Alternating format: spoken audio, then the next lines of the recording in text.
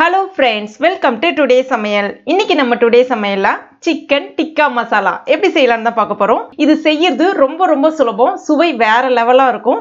நீங்க சிக்கன் லவர்ஸா இருந்தீங்கன்னா கண்டிப்பா இந்த ரெசிபி உங்களுக்கு பிடிக்கும். இது இப்போ நம்ம எப்படி செய்யறதுன்னு பார்க்கலாம். அதற்கு நான் இன்னைக்கு 350 கிராம் அளவுக்கு சிக்கன் எடுத்திருக்கேன். இது போன்லெஸ் சிக்கன். அதாவது அதுல எலும்பு துண்டுகள் எதுவுமே இல்லாம வெறும் அந்த தசைகளை மட்டும் எடுத்திருக்கேன். இப்போ இத சின்ன சின்ன துண்டுகளா கட் பண்ணிட்டு இந்த மாதிரி எடுத்துக்கங்க. அடுத்ததா இதுல 3/4 டீஸ்பூன் மிளகாய் பொடி, 3/4 டீஸ்பூன் தனியா பொடி, 1/2 டீஸ்பூன் சீரக பொடி, 1/2 டீஸ்பூன் மிளகு பொடி, 1/4 டீஸ்பூன் மஞ்சள் பொடி, 1/4 டீஸ்பூன் கரம் மசாலா பொடி. இதற்கு தேவையான அளவுக்கு உப்பு, 1 டீஸ்பூன் இஞ்சி பூண்டு விழுது, 2 டீஸ்பூன் தயிர். எல்லாத்தையும் ஒரு தடவை நல்லா கலந்து விட்டுக்குங்க. அந்த மசாலா எல்லாமே ஒன்னோட ஒன்று நல்லா கலந்து வரணும். இப்போ இது ஒரு அரை மணி நேரம் அப்படியே இருக்கட்டும். அந்த மசாலா நல்லா ஊறி வந்துச்சுன்னா உங்களுக்கு சிக்கன் சாஃப்டா நல்லா சூப்பரா டேஸ்டியா இருக்கட்டும். அரை மணி நேரம் ஆயிடுச்சு. இப்போ ஒரு பேன்ல கொஞ்சமா எண்ணெய் சேர்த்துக்குங்க. இதை இப்போ நம்ம ஷாலோ ஃப்ரை தான் பண்ண போறோம்.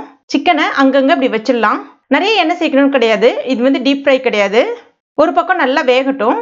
இப்போ ஒரு பக்கம் நல்லா வெந்த பிறகு இதை இப்போ நம்ம திருப்பி போட்டுடலாம்.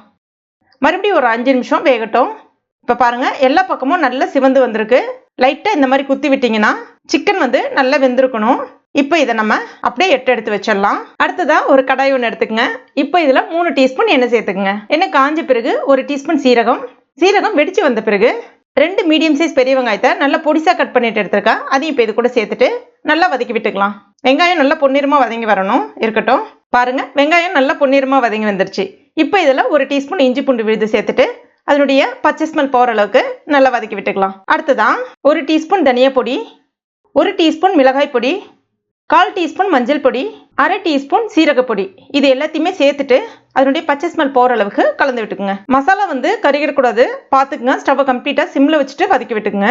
அடுத்ததான் 2 மீடியம் சைஸ் தக்காளி பழத்தை மிக்சியில் நல்லா அரைச்சிட்டு எடுத்து வச்சிருக்கேன். இப்போ அதையும் இது கூட சேர்த்துக்கலாம். சேர்த்துட்டு நல்லா கலந்து விட்டுக்குங்க. தக்காளியில் இருக்கக்கூடிய அந்த பச்சை ஸ்மெல் போயிட்டு லைட்டா ஓரங்கள்ல எண்ணெய் பிரிஞ்சு வர ஆரம்பிக்கும். அது வரைக்கும் இதை நம்ம வதக்கிக்கலாம். இப்போ பாருங்க அதனுடைய பச்சை ஸ்மெல் போயிட்டு எண்ணெய்லாம் லைட்டா பிரிஞ்சு வர ஆரம்பிச்சிருக்கு.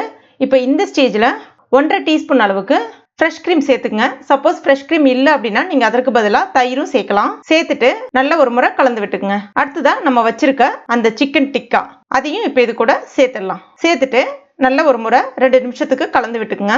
இப்போ இதுல ஒரு 1/2 கப் அளவுக்கு தண்ணி சேர்த்துக்குங்க. கொஞ்சமா உப்பு, அடுத்ததா கொஞ்சமா கரம் மசாலா சேர்த்துட்டு ஒரு முறை கலந்து விட்டுக்குங்க.